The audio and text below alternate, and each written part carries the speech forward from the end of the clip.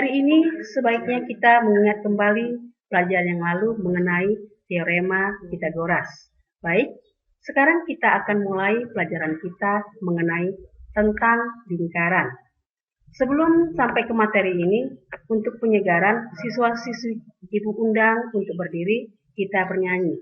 Sering kalian nyanyikan seperti ini, waktu anak-anak, lingkaran kecil, lingkaran kecil. Oke, kita akan bernyanyi lingkaran kecil. Lingkaran kecil, lingkaran kecil, lingkaran besar, diberi pisang, tak mau makan. Enam, berliku-liku. Enam, tunggal-tunggal. Oke, kita ulang kembali ya nak. Lingkaran kecil, lingkaran besar, diberi pisang, tak mau makan. Enam, berliku-liku. Enam, gunung galunggung. Terus, oke, kita kembali ke materi kita yaitu lingkaran.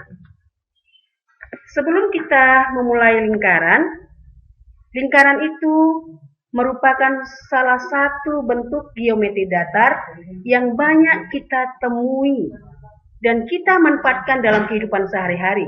Lingkaran berguna dalam banyak bidang, misalnya olahraga. Banyak alat yang memanfaatkan bentuk lingkaran, seperti pada bentuk lapangan silat, papan target pemanahan, keranjang basket. Bagi seorang arsitek, bentuk lingkaran itu sangat banyak digunanya. Misalnya, membuat indah rumah, dekorasi, maupun gedung perkantoran seperti bentuk pintu, jendela, atap rumah. Kemudian, pada bidang teknologi, bentuk lingkaran juga sering kita jumpai, seperti roda pedati, mobil, roda motor, setir. Oke, jadi kita mengerti dulu apa itu lingkaran. Kita akan masuk pengertian daripada lingkaran. Lingkaran itu adalah merupakan suatu kurva tertutup sederhana yang merupakan tempat kedudukan titik-titik yang berjarak sama terhadap suatu titik tertentu. Maksudnya nak, jarak yang sama tersebut itu disebut jari-jari. Merupakan jarak yang sama. Seperti ini, jarak yang sama. Seperti ban sepeda, memiliki jari-jari, memiliki jarak yang sama. Dia harus memiliki jarak yang sama. Misalnya di sini 5 cm, jari-jari berikutnya harus 5 cm. Dia memiliki di dalam lingkaran itu memiliki jarak yang sama terhadap titik tertentu. Kalau dikatakan terhadap titik tertentu, inilah yang dikatakan titik pusat. Jadi, kalau sudah mengerti yang namanya arti lingkaran, berarti kita sudah paham bahwa lingkaran itu di dalam kehidupan sehari-hari, contohnya seperti tadi, gelang, cincin, kancing baju, roda pedati, ban mobil, setir mobil. Itu dikatakan lingkaran. Lingkaran itu adalah geometri bidang data. Oke, kita lanjut. Kita akan masuk ke materi untuk hari ini adalah unsur-unsur lingkaran. Unsur-unsur lingkaran seperti ini, unsur-unsur lingkaran. Jari-jari. Ini lihat. Jari-jari itu adalah OA, OD, OB, OC, OE, OF. Inilah yang dikatakan jari-jari. Jari-jari. Jari-jari itu adalah garis yang menghubungkan titik pusat lingkaran dan titik pusat lingkaran pada titik keliling lingkaran. Inilah jari-jari. Selanjutnya, sudut pusat. Sudut pusat itu adalah sudut titik yang berada di tengah lingkaran. Inilah yang dikatakan sudut pusat yang berada di tengah-tengah lingkaran. Selanjutnya, diameter. Diameter itu nak OA, OD ini dikatakan garis tengah atau diameter.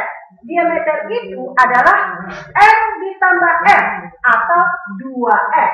Inilah yang dikatakan diameter atau setengah lingkaran atau busur terbesar daripada lingkaran. Itulah yang dikatakan diameter. Untuk menyatakan tali busur ini adalah yang menghubungkan ruas garis yang menghubungkan dua titik pada keliling lingkaran, yaitu tali busur ini. Ruas dua garis, ruas dua BC, titik BC. Selanjutnya, busur. Busur itu adalah garis lengkung. Busur BC, busur CD, busur DE, busur EF. Inilah yang dikatakan garis lengkung dikatakan busur. Misalnya busur BC. Busur ini dikatakan busur minor BC. Selanjutnya, busur CB ini dikatakan busur panjang atau busur mayor. Busur mayor atau busur panjang, garis lengkung. Itulah yang menyatakan busur. Selanjutnya, juring. Juring adalah daerah yang dibatasi oleh dua jari-jari OE, OF, dua jari-jari. Setiap busur disebut busur dan dibatasi busur EF. Inilah yang dikatakan juring. Juring OEF. Inilah yang dikatakan juring OEF. Selanjutnya, tembereng. Tembereng adalah daerah yang dibatasi tali busur AC ini atau tali busur BC dan busur BC. Daerah yang diarsir inilah yang dikatakan tembereng. Selanjutnya, untuk menyatakan apotema adalah apotema itu garis yang ditarik dari titik pusat tegak lurus dengan tali busur yang membentuk sudut 90 derajat. Harus ada siku-siku. Inilah yang dikatakan titik G. Titik G inilah yang dikatakan apotema. Oke, buat anak didik kami sampai di sini, Ibu akan mengasih soal. Soalnya seperti ini. Kita bisa perhatikan di monitor layar. 1. Sebutkan garis-garis yang merupakan jari-jari. 2. Sebutkan jari-jari yang merupakan diameter. 1C. Sebutkan garis-garis yang merupakan tali busur. D. Sebutkan garis yang merupakan apotema. E. Daerah arsiran OAB dinamakan. Daerah arsiran yang dibatasi tali busur dan busur dinamakan itu F. 2. Apa hubungan jari-jari dengan diameter? 3. Suatu lingkaran yang panjang jari-jari 17,6 cm. Berapakah panjang diameter lingkaran? 4. Apakah suatu diameter pasti merupakan tali busur? Jelaskan. Yang kelima, apakah suatu tali busur pasti merupakan diameter? Jelaskan.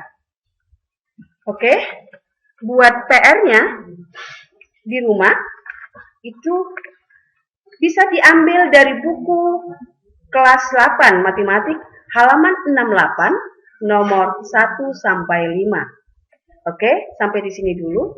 Terima kasih.